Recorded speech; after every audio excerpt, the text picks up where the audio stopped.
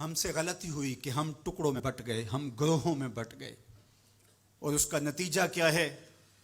آج پوری امت زخم زخم ہے، پوری امت لہو لہو ہے۔ کہا تمہاری ہوا اکھڑ جائے گی اگر تم نے اللہ کی رسی کو چھوڑ دیا، تم نے رسول کے دامن کو ترک کر دیا، تم گروہی تقسیمات پہ یقین رکھنے لگے، تم نے 1.5 اینٹ کی مسجد کھڑی کر لی، تم تقسیم در تقسیم کے عمل سے گزرتے رہے، تم امت سے فرقوں سے جماعتیں، جماعتوں سے لابیاں، اور لڑکتے لڑکتے تم ٹکڑے ٹکڑے ہو گئے، تم کرچی کرچی ہو گئے۔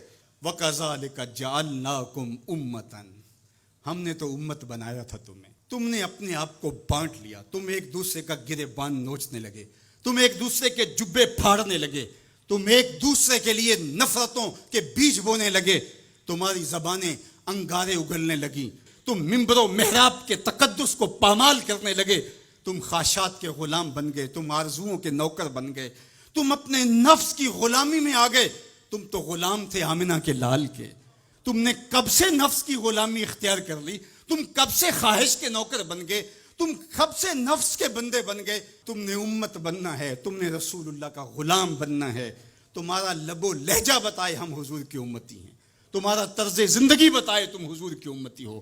تم ترازو پہ کچھ تول رہے ہو تو لوگ دوسری طرف بھی منہ کر کے کھڑے ہو جائیں، یہ غلط نہیں تول سکتا، یہ امت رسول ہے۔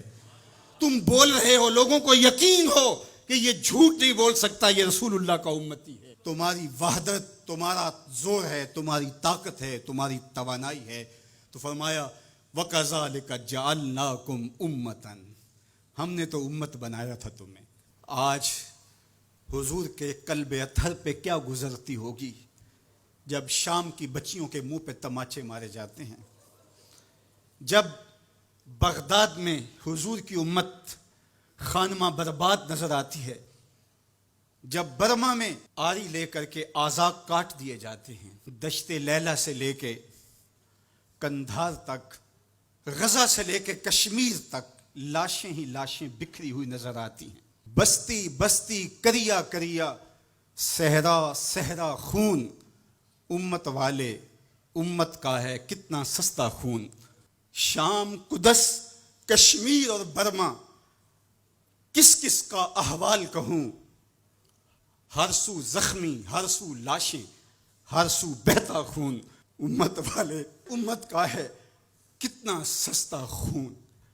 آج امت لہو لہو ہے، اس پوری کائنات میں 1 انچ بھی جگہ ایسی نہیں ہے جہاں آتش و آہن برستا ہو اور وہ کفار کی سرزمین ہو۔ جہاں بھی خون بہتا ہے وہ بستی مسلمانوں کی ہے، جہاں لاشیں گرتے ہیں وہ گھر مسلمانوں کا ہے، جہاں عصمتیں لٹتی ہیں وہ خطہ مسلمانوں کا ہے۔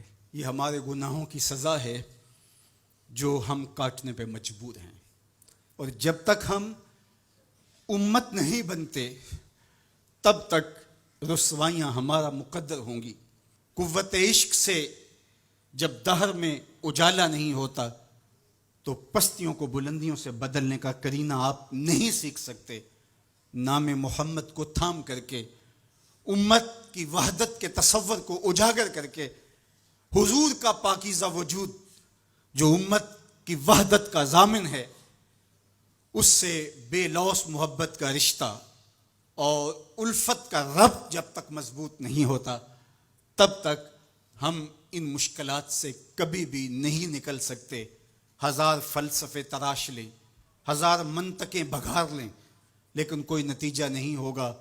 تمہیں نتیجہ تب ہی ملے گا جب حضور کے قلب اطہر کو آرام پہنچاؤ گے، جب امت بن جاؤ گے، جب حضور علیہ السلام سے وابستگی اپنا شعار زندگی بنا لو گے، تو پھر دہر میں اجالا اور روشنی حضور علیہ السلام کے نام کے صدقے سے نصیب ہوگی، اور تقدیر کا قاضی تمہاری سزائیں معاف کر دے گا، اور پھر نتیجہ تمہارے سامنے اس صورت میں نمودار ہوگا کہ تم بحر و بر کے مالک ٹھہرو گے، اور کائنات کے اندر حضور کے ساتھ وفا کے رشتے کے نتیجے کے اندر لوح بھی تمہارے ہاتھ میں ہوگا، قلم بھی تمہارا ہی مقدر ہوگا۔ لیکن شرط یہ ہے کہ تم صحیح معنی کے اندر امت بن جاؤ. وَأَنْتُمُ الْعَالَوْنَ إِن كُنتُم مُؤْمِنِينَ. یہ میرے رب کا وعدہ ہے اور میرے رب کے وعدے سچے ہوتے ہیں. کہا تم ان کے بن کے تو دیکھو، عزت کا تاج میں تمہارے سر پہ رکھوں گا.